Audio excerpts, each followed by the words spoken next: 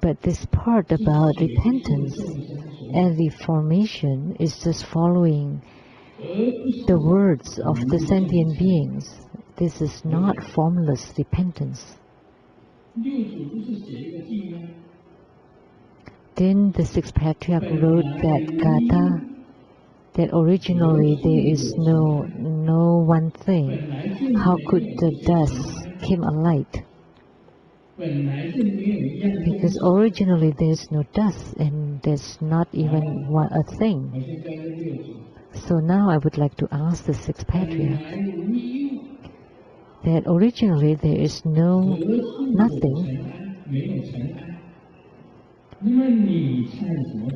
and there is no dust. So what is it that you're repenting? Why do you need to repent?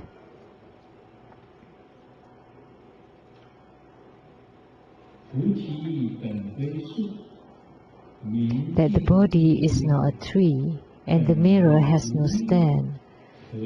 Originally, there is nothing. How could the dust came alight to?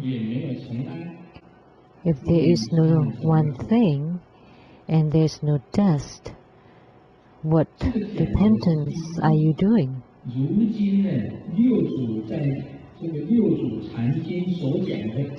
So this piece in the Platform Sutra is just following the will of the sentient beings. Because sentient beings exist, that's why repentance is needed. But if sentient beings do not exist, then what need is there to repent? So even the sixth patriarch is following the will of sentient beings. Because he is a patriarch, so he can't be wrong, and what Grandmaster Lu is saying also cannot be wrong. So what the sixth patriarch was talking about here is repentance with form. It's not formless repentance, because formless repentance is the repentance that is not a repentance.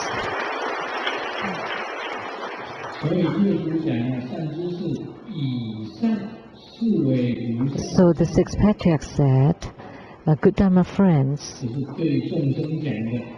now that you have repented and reformed, he said this to the sentient beings. If I was present at that time, I would raise my hand and present a challenge. That's repentance with form. Because there is form, that's why there is this ignorance and delusion, arrogance, jealousy.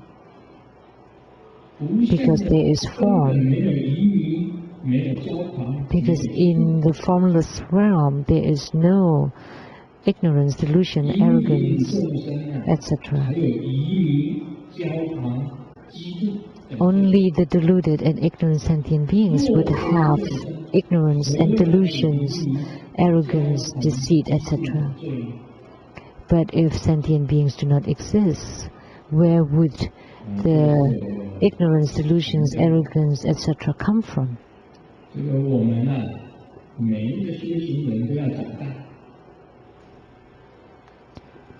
What is it? So each cultivator has to grow up. So Grandmaster has grown up, although my figure is short, but actually I'm a giant.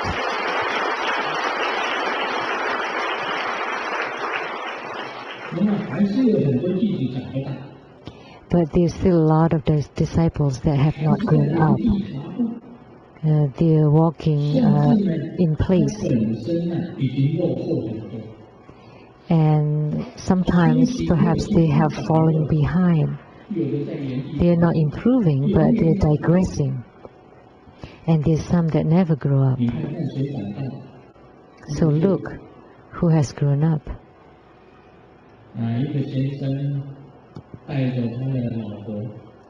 there was a gentleman taking his wife and a 14-year-old child to go swimming on the beach.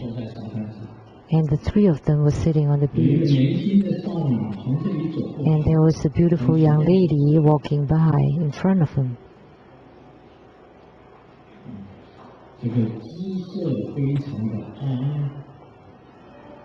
And she's very comfortable. And the 14-year-old boy was just watching the lady until she disappeared.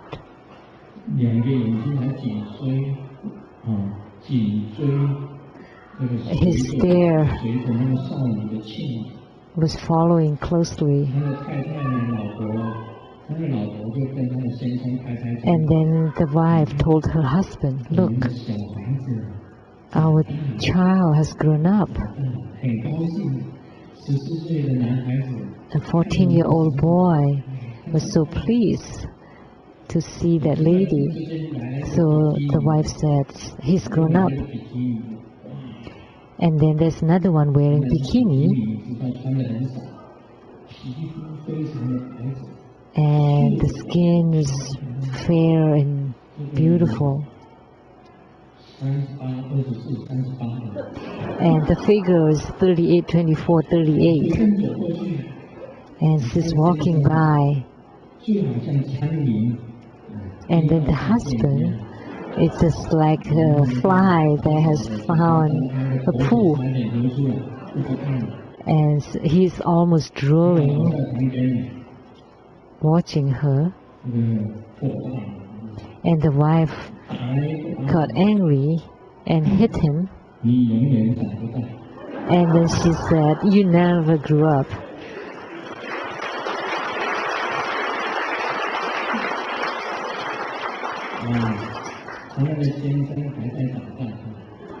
So the husband was still growing up. The boy was growing up, and the husband too. So the boy was growing up, and the husband's growing up. So what's wrong here? I don't know. Think about it yourself.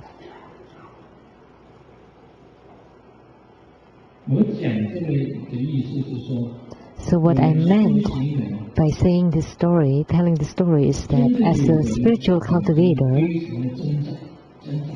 there are some who really grew up, who have really grown up, and their mind and their heart is very spacious, boundless. And they have grown to be boundless. And when you reach that infinity, is what the six patriarchs said, by the sentient beings in mind are infinite, we vow to liberate them. The vexation in mind is infinite, we vow to stop them. And the Dharma of self-nature is infinite, we vow to learn them. And we vow to attain the ultimate Buddhahood of self-nature. These are the four universal vows.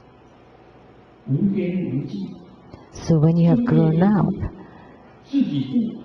that everything is infinite and boundless, you're liberating yourself at the same time as liberating them. So if you stop your own vexation, you also stop the vexation of sentient beings. But if the vexation or troubles or worries that you have are increasing, then your spiritual cultivation has been digressing. So if you have no vexation or troubles whatsoever, then you're like a sage. That's very simple. So is your heart wide open? Have you grown up?